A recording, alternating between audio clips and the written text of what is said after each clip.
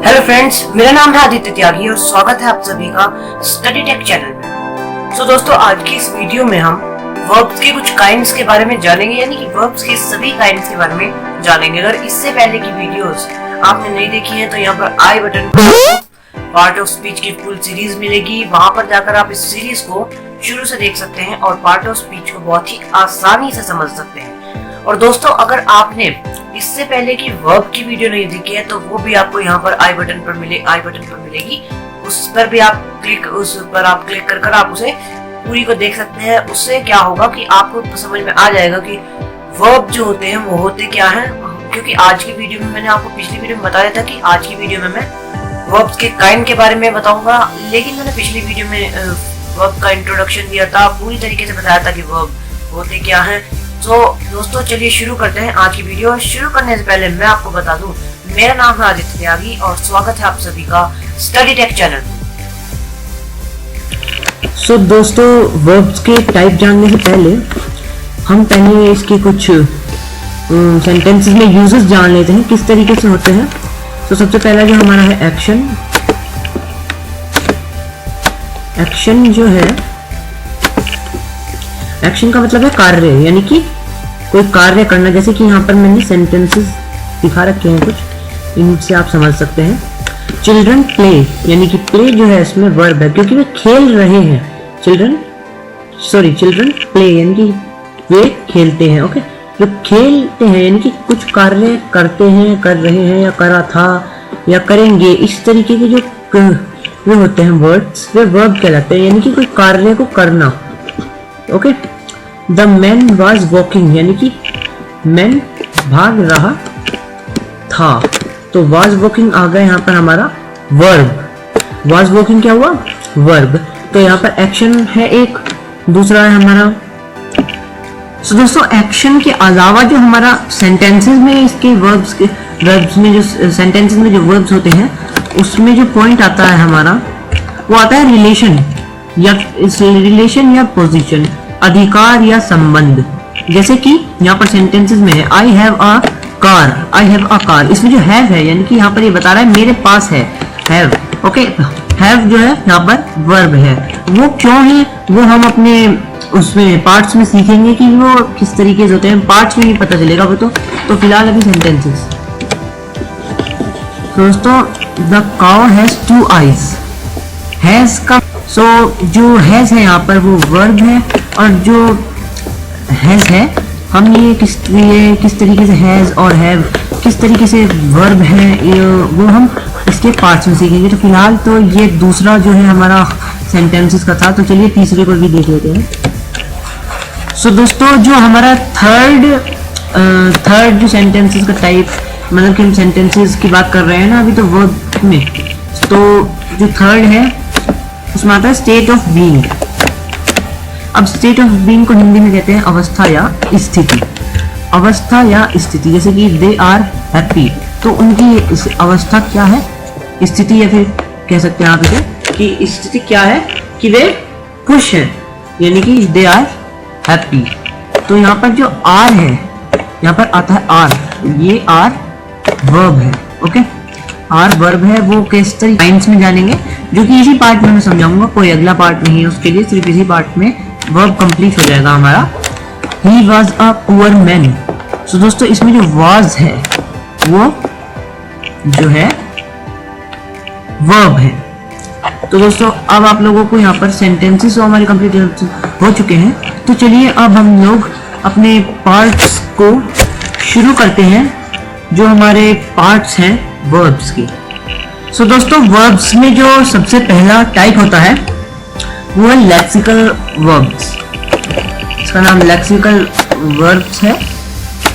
Okay, lexical verbs हमारा सबसे पहला टाइप है वर्ब्स का। ओके, इसका हिंदी में जैसे कि लेक्सिकल वर्ब्स के सबसे पहले एग्जांपल्स मैं बताता हूँ। कम, गो, ईट, ड्रिंक एक्सेट्रा, इस तरीके के जो वर्ड्स होते हैं वो लेक्सिकल वर्ब्स होते हैं। और एक बार डेफिनेशन भी देख लेते हैं। इनका स्वतंत्र अर्थ होता है और ये वाक्य के मुख्य क्रिया के रूप में प्रयुक्त होते हैं। इनके निम्नलिखित 5 रूप होते हैं। तो इनके 5 रूप और होते हैं, तो चलिए उन 5 रूप को भी देख लेते हैं। सो दोस्तों, इसके जो ये फॉर्म्स हैं 5, ये आप लोगों ने जरूर कहीं ना कहीं जरूर पढ़े होंगे। देखिए यहाँ पर जो सबसे पहला फॉर्म है बेस फॉर्म, जैसे कि हम बोलते ही हैं ईट, गो, लाफ एक्सेट्रा, जो भी आप कोई वर्ड बोले। उसका सेकंड फॉर्म जो होता है, इसका पास्ट फॉर्म होता है, जो होता है एट, जैसे कि गो का वेंट होता है, लाफ होता है, यानी कि जो पास्ट टेंस के लिए बोला जाता है। और फिर होता है पास्ट प्रिंसिपल फॉर्म, जो कि हमारे फ्यूचर के लिए बोला जाता है फॉर्म, जो कि वर्ब का होता है फॉर्म। ओके, और फिर उसके बाद आता है हमारा आईएनजी फॉर्म, यानी कि जो काम हम कर रहे हैं उसके लिए बोला जाता है आईएनजी। ओके, यहाँ पर होता है एस और ई एस फॉर्म। ये वाला फॉर्म हमारा उसमें सिंपल प्रेजेंट टेंस में यूज होता है, ये वाला फॉर्म। तो ये थे लेक्सिकल वर्ब्स। तो चलिए अब समझते हैं हम ऑक्सिलरी वर्ब्स। सो दोस्तों, ऑक्सिलरी वर्ब्स जो हैं, इनकी सबसे पहले हम यहाँ पर इसकी डेफिनेशन आप पढ़ सकते हैं। क्या है ये? इनका कोई निश्चित शाब्दिक अर्थ नहीं होता है, प्रयोग के आधार पर इनके अर्थ बदलते रहते हैं। इनका प्रयोग tense, voice, mode, question, negative बनाने में होता है। जैसे कि यहाँ पर मैं अभी लेक्सिकल वर्ब्स और ऑक्सिलरी वर्ब्स आप लोगों को समझा चुका हूँ। तो उनकी जो ये है सेंटेंसेस आप पढ़कर देख सकते हैं कि फर्क क्या है। सो सबसे पहला सेंटेंस जो है हमारा, आई डू माई ड्यूटी। तो यहाँ पर जो डू है वो लेक्सिकल वर्ब है। वो क्यों है? क्योंकि लेक्सिकल वर्ब जो होता है, लेक्सिकल वर्ब क्यों है यहाँ पर ये डू इसलिए है। तो दोस्तों, जो डू है वो यहाँ पर लेक्सिकल वर्ब इसलिए क्योंकि यहाँ डू का अर्थ करना है, इसलिए यहाँ पर ये लेक्सिकल वर्ब है। और फिर सेकंड सेंटेंस है हमारा, do you know me. Do you know me. तो दोस्तों, जो यहाँ पर डू है वो ऑक्सिलरी वर्ब है। तो क्योंकि ये क्यों है? क्योंकि यहाँ डू का प्रयोग प्रश्न करने के लिए किया गया है, यहाँ इसका कोई शाब्दिक अर्थ नहीं है। तो ये और यहाँ पर इस वाक्य में डू ऑक्सिलरी वर्ब है, ये इस वजह से है। ओके, सो दोस्तों, जो हमारा अगला टाइप है वर्ब्स का, वो है मेन वर्ब्स। मेन वर्ब्स जो होते हैं, द वर्ब्स, अभी यहाँ पर ये जो है यहाँ पर ये इसकी डेफिनेशन है। So the verbs used alone or together with helping verbs are called main verbs. So दोस्तों, इसका मतलब है जो क्रिया किसी वाक्य में अकेले या सहायक क्रिया के साथ आती है वह मेन वर्ब कहलाती है। जैसा कि यहाँ पर एग्जांपल्स में लिखा हुआ है। इस एग्जांपल में जो जितने भी ब्लैक कलर के भी हैं, ब्लैक कलर के वर्ब्स हैं, ये सारे मेन वर्ब्स हैं। तो सबसे पहला एग्जांपल है हमारा, I am a boy. I am a boy. Second है I am reading. I am reading. Third है वी विल डू इट। तो चलिए अगला जो यहाँ पर हेल्पिंग वर्ब्स, इनको भी समझ ही लेते हैं क्योंकि ये हमारा फोर्थ टाइप है इसका। सो जो हेल्पिंग वर्ब्स हैं, हेल्पिंग वर्ब्स की सबसे पहले हमारे यहाँ पर डेफिनेशन लिखी हुई है। Helping verb is one which helps the main verb to form a tense, voice, mode etcetera. इसका मतलब यह है जो क्रिया टेंस, वॉइस, मोड इत्यादि के निर्माण में प्रधान क्रिया यानी कि मेन वर्ब्स प्रधान क्रिया की सहायता करती है वह हेल्पिंग वर्ब्स कहलाती है। ओके, तो यहाँ पर ये मैंने दो एग्जांपल है। आई एम रीडिंग, यहाँ पर जो एम है वो हमारा हेल्पिंग वर्ब है। फिर ही विल गो, यहाँ पर जो विल है वो हमारा हेल्पिंग वर्ब है। सो दोस्तों ये था हमारा हेल्पिंग वर्ब।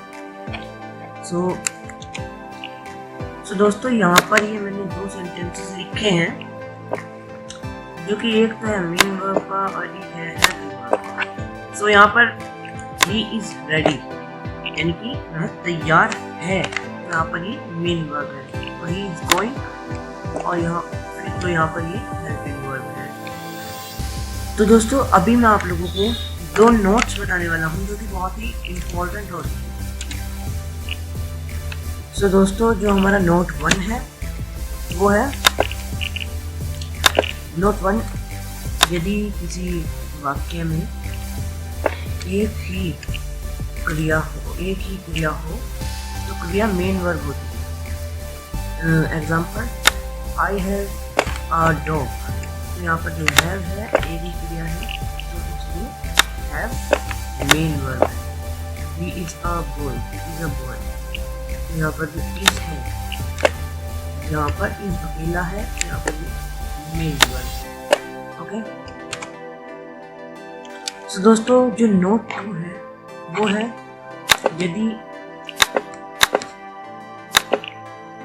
यदि किसी वाक्य में 2 या 2 से अधिक क्रिया हो तो सबसे अंत में आने वाली क्रिया मेन वर्ब होती है और अन्य हेल्पिंग वर्ब्स होते हैं।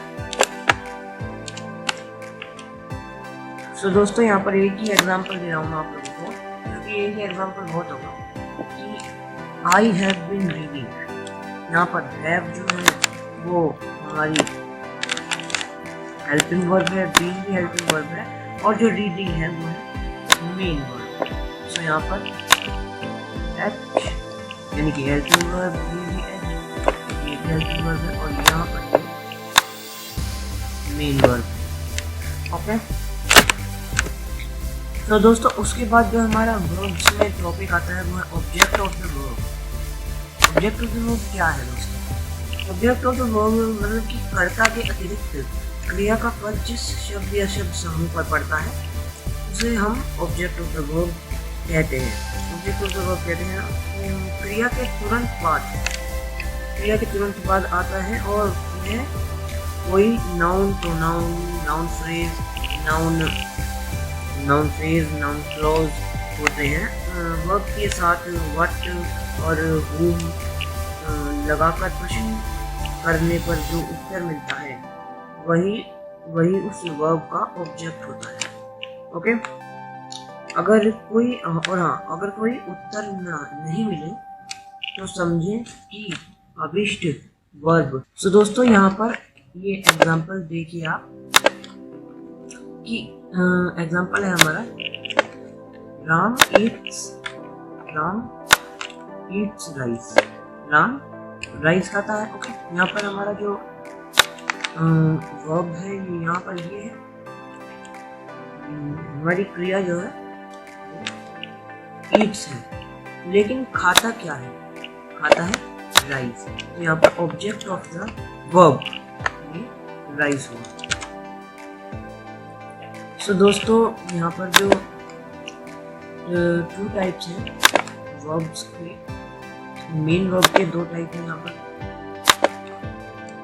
मेन वर्ब के 2 टाइप होते हैं, एक है ट्रांजिटिव और एक है इंट्रांजिटिव।